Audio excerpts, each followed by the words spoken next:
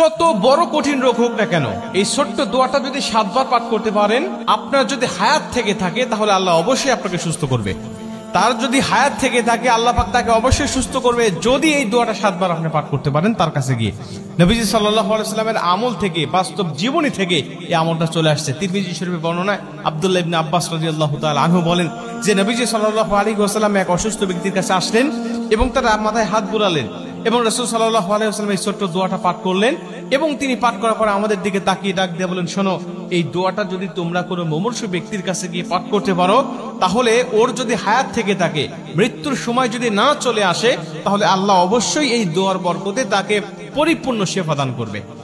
আল্লাহ পাক এই দোয়ার বরকতে তাকে পরিপূর্ণ শিফা দান করবে। আব্দুল্লাহ ইবনে আব্বাস রাদিয়াল্লাহু তাআলা বর্ণনা করেন, আম্মা জান আয়েশা রাদিয়াল্লাহু তাআলা আনহা বলেন যে রাসূল সাল্লাল্লাহু আলাইহি ওয়াসাল্লাম যখন কোনো মুমূর্ষু ব্যক্তির খবর পেতেন যে অমুক ব্যক্তি অসুস্থ হয়েছে, অমুক সাহাবী অসুস্থ হয়ে বিছানায় শায়িত হয়ে আছে, নবীজি দৌড়ে চলে যেতেন এবং গিয়ে তার পাশে বসে তিনি এই দোয়াটা পাঠ করতেন, আসআলুল্লাহাল আযীম রব্বাল আরশিল আযীম আইয়াশফিয়াক, আসআলুল্লাহাল আযীম রব্বাল আরশিল আযীম আইয়াশফিয়াক। এই দোয়াটা তিনি পাঠ করতেন, আর এই দোয়ার বরকতে আল্লাহ পাক তাকে পরিপূর্ণ শিফা দান করে দিত।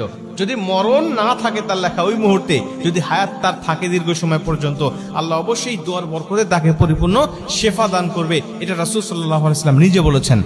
এজন্য আমরা যখন কোনো ব্যক্তির খোঁজ খবর পাবো যে অমুক ব্যক্তি অসুস্থ হয়েছে, তাকে আমরা দেখতে যাব। দেখতে যাওয়ার কারণে আপনার কিন্তু ফজিলত আছে, শুধু সে অসুস্থ হচ্ছে তা নয়। আপনি দোয়া পাঠ করতেছেন, তার কাছে গিয়ে কষ্ট করে যাচ্ছেন, আর সে শুধু সুস্থ হচ্ছে, আপনার কিছু বেনিফিট নাই তা কিন্তু নয়। ইসলাম আপনাকেও বেনিফিট দিয়েছে। ইসলাম বলে যদি কোনো ব্যক্তি কোনো মুমূর্ষু ব্যক্তিকে দেখতে যায়, আল্লাহ রাব্বুল আলামিন তার জন্য অগণিত পুরস্কার রেখে দিয়েছে। মুসলমান ভাইরা আমার, পুরস্কারগুলো কি? প্রথম নম্বরে শোনেন, নবীজি বলেন কোন ব্যক্তি যদি কোনো মুমূর্ষু ব্যক্তিকে দেখতে যায়, যদি সকালবেলা তার কাছে চলে যায়, আল্লাহ পাক তার জন্য একদল ফেরেশতা নিযুক্ত করে রেখে দেয়।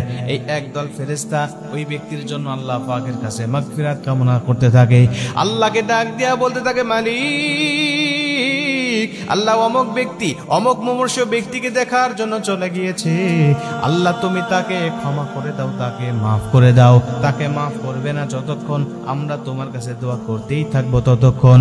ওই লোকটা যদি সন্ধ্যার সময় কোনো মুমূর্ষু ব্যক্তিকে দেখতে যায়, আল্লাহ পাক ওই সন্ধ্যার সময় আরেক দল ফেরেশতাকে তার জন্য মাগফিরাত কামনার জন্য নিযুক্ত করে দেয়। ফজর অবধি পর্যন্ত এই ফেরেশতাদের দল তার জন্য মাগফিরাত কামনা করতে থাকে এবং আল্লাহ পাক তাকে ক্ষমা করবে না যতক্ষণ ওই ফেরেশতা আল্লাহ পাকের কাছে দোয়া করতেই থাকবে ততক্ষণ। যতক্ষণ আল্লাহ দোয়া না কবুল করবে ততক্ষণ দোয়া করতেই থাকবে। প্রিয় ভাই, এজন্য আপনার ফজিলত আছে মুমূর্ষু ব্যক্তিকে দেখতে গেলে। আর 2 নম্বরে, যাকে দেখতে গিয়েছেন আল্লাহ তাকেও সুস্থ করে দিচ্ছে। এজন্য আপনি যাবেন, নবীজি সাল্লাল্লাহু আলাইহি ওয়াসাল্লাম যখন খবর পেতেন যে অমুক এলাকার অমুক গোত্রের কোনো ব্যক্তি অসুস্থ হয়েছে, সে মুসলিম নাকি অমুসলিম, নবীজিটা দেখতেন, পরে আগে অসুস্থ ব্যক্তির কাছে যেতেন এবং তার খোঁজ খবর নিতেন। এটা আমি নবীর উম্মত হিসাবে আমার উপরেও দায়িত্ব যে আমি কোনো মুমূর্ষু ব্যক্তির খবর পেলে তাকে দেখাশোনার জন্য যাব। এদেশে মানসিকভাবে অনেকটাই দেখবেন সুস্থ হয়ে উঠবে।